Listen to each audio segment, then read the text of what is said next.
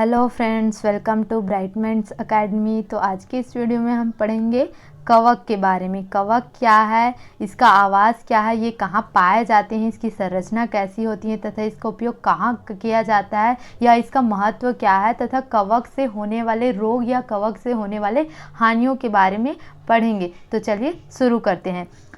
तो कवक क्या है, एक प्रकार का माइक्रो ऑर्गेनिज्म है और इसकी संरचना या फिर इसका सेल स्ट्रक्चर देखें तो जीवमंडल के सभी यूकैरियोटिक कोशिका संरचना वाले बहुकोशिकी पर्णहरिम रहित कोशिका भित्तियुक्त सुखाए शरीर वाले परजीवी अथवा मृतोपजीवी प्रकृति वाले जीवधारी कवक कहलाते हैं।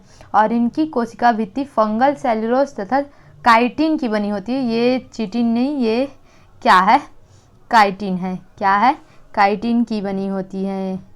किसकी बनी होती हैं, काइटिन की बनी होती हैं। तो इसकी कोशिका भित्ति क्या होती है, काइटिन। तो देखिए कवक कैसा होगा, यूकैरियोटिक मतलब इसके सेल में न्यूक्लियस और न्यूक्लियर मेम्ब्रेन प्रेजेंट होगा। और कैसा है, बहुकोशिकी मतलब मल्टी सेलुलर होगा, एक से अधिक कोशिकाओं से मिलकर इसका शरीर बना रहेगा। और इनमें पर्णहरिम रहित होगा मतलब इसमें क्लोरोफिल नहीं पाया जाएगा। और इनमें कोशिका भित्ति होगा, सेलवाल होगा, जो कि किसका बना रहेगा, फंगल, सेल्यूलोज और काइटिन की बनी होंगी। और इनका शरीर जो है सुखावत होता है। और ये क्योंकि इनमें क्लोरोफिल नहीं पाया जाता तो और ये परजीवी होते हैं तथा मृतोपजीवी होते हैं। परजीवी मतलब जो कि दूसरों पर आश्रित रहते, दूसरों के शरीर में रहकर जीवन यापन करते हैं और अपना पोषण करते हैं। मृतोपजीवी मतलब कि जो सड़े गले पदार्थों से अपना पोषण करते हैं। तो ये कहलाता है क्या, कवक। तो सिंपल भाषा में या सिंपल लैंग्वेज में हम लोग समझे कि कवक क्या है।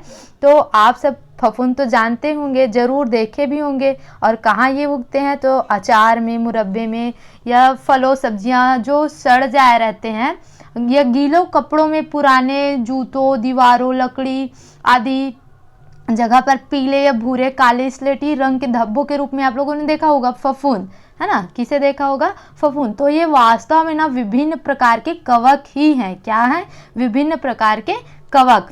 तो इनका शरीर सूक्ष्मदर्शी से देखने पर क्या रहता है, पहले इनका आवास स्थान देख लेते हैं। तो ये क्योंकि फफूंद तो आप जानते हैं कैसे स्थानों पर उगते हैं, तो जल, थल एवं वायु तीनों स्थान में ये सर्वव्यापी है। मतलब नम स्थानों पर ये ज़्यादा उगते हैं और परजीवी, मृतोपजीवी अथवा सहजीवी के रूप में पाए जाते हैं। बताई हूँ ना कि ये जो रहेंगे परजीवी मतलब दूसरों पर अपना जीवन में यापन करके पोषण करेंगे। मृतोपजीवी मतलब सड़े गले पदार्थों पर उगेंगे। कोई खाना बहुत दिन तक रख दिए तो उनमें ही देखे होंगे सब्जियों वगैरह में, तो उनमें फफूंद उग जाता है, चमड़े के जूते वगैरह में, अचार में, मुरब्बे में। तो ये फफूंद ही एक प्रकार का क्या है, कवक है। ये नम, छायादार एवं अंधेरे स्थान में तेजी से वृद्धि करते हैं और इस कारण से अचार वगैरह को धूप में रखा जाता है और जो है उनको, ताकि उनमें फफूंद ना लगे, उनको एक बार धूप दिखाया जाता है। ये पौधों एवं जंतुओं में भिन्न प्रकार के रोग भी उत्पन्न करते हैं। और इनको माइक्रोस्कोप से देखें तो इनकी संरचना सूक्ष्मदर्शी से देखने पर कवक के धागे और गोल गोल बीजाणु पानी में तैरते हुए दिखाई देंगे। मतलब कि इनका संरचना देखेंगे, वैसे फफूंद तो आप सभी ने देखा है, लेकिन रियल स्ट्रक्चर, उसका माइक्रोस्कोपिक स्ट्रक्चर देखें तो उसमें कुछ गोल गोल बीजाणु जो है दिखेंगे। और अधिकांश कवों की संरचना तंतु होती है, फिलामेंटस होता है। कैसा होता है, फिलामेंटस होता है। और बरसात के दिनों में आपने गीली लकड़ी आदि पर कुछ उगे अपने आसपास देखे होंगे। और नॉर्मल भाषा में जानवरों को खिलाने के लिए जो घास रखा जाता है, मतलब कि पैरा, वो जब सड़ जाता है तो उसमें देखे होंगे कुकुरमुत्ता उग जाता है, या मशरूम, जिसे हम क्या कहते थे, फुटू या पुटू बोलते हैं। तो एक बड़े प्रकार का या बड़े आकार वाला क्या होता है, फफूंद है या कवक है या फंगी है। तो इस तरीके से फंगी क्या है, इसका आवास स्थान क्या है, संरचना क्या है, समझ लीजिए। अब आगे देखते हैं कि इसका उपयोग कहाँ कहाँ किया जाता है। अब फफूंद इसका लाभ भी है और हानि भी है। हर चीज़ का लाभ भी होता है और हानि, तो ये लाभप्रद भी है और हानिकारक भी है। तो इडली, डोसा, जलेबी इत्यादि बनाने के पहले आटे के घोल में तथा डबल रोटी आदि के आटे में विशेष पदार्थ मिलाया जाता है जिसे ईस्ट कहते हैं। ईस्ट ना एक क्या है, कवक ही है। क्या है? ईस्ट एक कवक है और जिसे हम खमीर या किण्व के नाम से जानते हैं। तो ये ईस्ट कैसा होता है? एक कोशिकीय मृतोपजीवी होता है और जो मृदा वायु में उपस्थित रहता है और इसे शुष्क अवस्था में पाउडर अथवा गोली के रूप में 4 वर्षों तक रख सकते हैं। तो ईस्ट वैसे तो ये अपवाद है, इसको प्रोटिस्टा जगत में रखा गया है क्योंकि सारे जो कवक होते हैं वो बहुकोशिकीय होते हैं, लेकिन ईस्ट जो होता है एक कोशिकीय होता है, इस कारण से इसको प्रोटिस्टा जगत में रखा गया। ये एक्सेप्शन है। आप लोग कुछ कवक देखे होंगे जैसे कि ब्रेड या डबल रोटी में जो होता है राइजोपोस नामक या राइजोपस नामक क्या है, कवक या फंगी पाया जाता है। ईस्ट हो गया इत्यादि। तो ईस्ट का तो उपयोग क्या है, राइजोपस भोजन को खराब कर देगा, लेकिन ईस्ट जो होता है ना ये भोज्य पदार्थों में मिलाने का काम किया जाता है। किण्वन विधि कराने के लिए बियर वगैरह शराब का निर्माण किया जाता है। तो हमारे आसपास पाया जाने वाला कुकुरमुत्ता या मशरूम, जिसे हम क्या कहते हैं, खुम्बी या पुटू के नाम से जानते हैं, तो ये एक प्रकार का क्या है, कवक है। इसको खाने में उपयोग किया जाता है। क्यों किया जाता है? क्योंकि इसमें खनिज और प्रोटीन अधिक मात्रा में पाया जाता है। मोर देन 50% पाया जाता है प्रोटीन एंड मिनरल्स। तो इस कारण से इसको भोजन के रूप में लिया जाता है। वही बहुत ही पौष्टिक होता है। और कई एगेरिकस नामक जो होता है कवक, उसकी प्रजातियों को भी क्या है, खाया जाता है।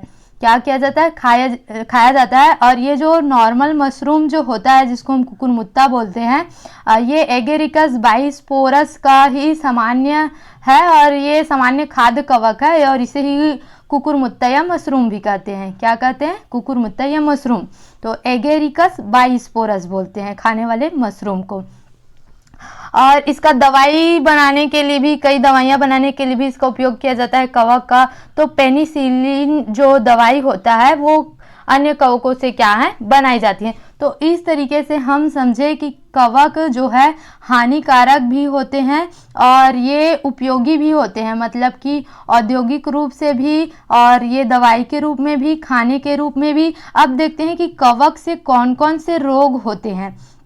तो कवकों से होने वाले रोग या हानि कौन कौन से, तो ऐसा नहीं है कि सब कवक लाभदायक ही है।